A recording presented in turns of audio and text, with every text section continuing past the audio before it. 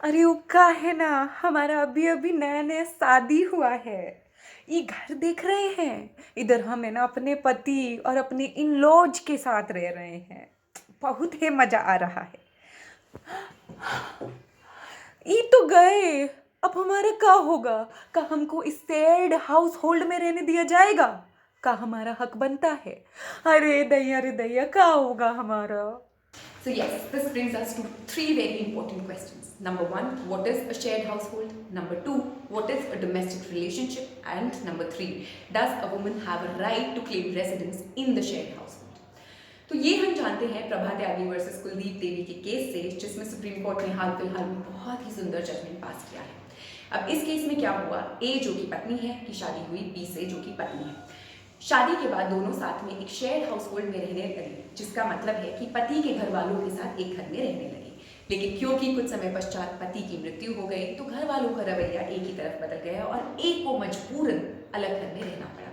उसके बावजूद बी के घर वालों से उन्हें थ्रेटनिंग कॉल्स आते थे और डराया धमकाया जाता था, प्लस उनका स्त्रीधन भी नहीं लौटाया जा रहा था। इन्हीं सब बातों से तंग आकर ए ने कंप्लेंट फाइल की सेक्शन 12 डोमेस्टिक वायलेंस एक्ट के तहत मजिस्ट्रेट के पास, बट कोई सुनवाई नहीं। उसके बाद ए जाती है अपील फाइल करने एडिशनल सेशंस जज के पास, लेकिन वहां भी उन्हें कोई रिलीफ नहीं मिलता।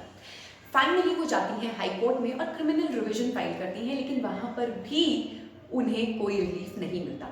तो आखिर थक हार कर वो आती हैं सुप्रीम कोर्ट के पास और सुप्रीम कोर्ट बहुत ही सुंदर शब्दों में ये बताता है कि शेयर्ड हाउस होल्ड क्या होता है।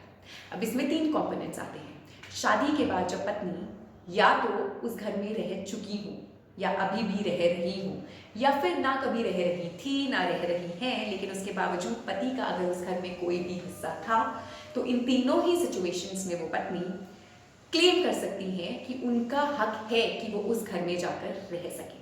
तो इससे हमारा कंफ्यूजन तो हो गया दूर। अब दूसरी बात आती है कि कहाँ पे कौन सा सेक्शन ऐसा बोलता है। तो डोमेस्टिक वायलेंस के 3 इंपॉर्टेंट सेक्शंस हैं। नंबर 1 सेक्शन नंबर 12, जिसमें आप मजिस्ट्रेट के पास जाके डोमेस्टिक वायलेंस की कंप्लेंट फाइल कर सकते हैं। नंबर 2 सेक्शन 17, जहां पर आप क्लेम कर सकते हैं residential rights. And number 3 section 19, जिसके तहत मजिस्ट्रेट ऑर्डर पास कर सकता है ऑफ रेजिडेंस। तो ये 3 इंपॉर्टेंट सेक्शंस हैं। और अब आखिरी चीज जो हमारे लिए समझना बहुत जरूरी है वो है कि डोमेस्टिक रिलेशनशिप होता क्या है। डोमेस्टिक रिलेशनशिप में 4 कंपोनेंट्स कवर होते हैं।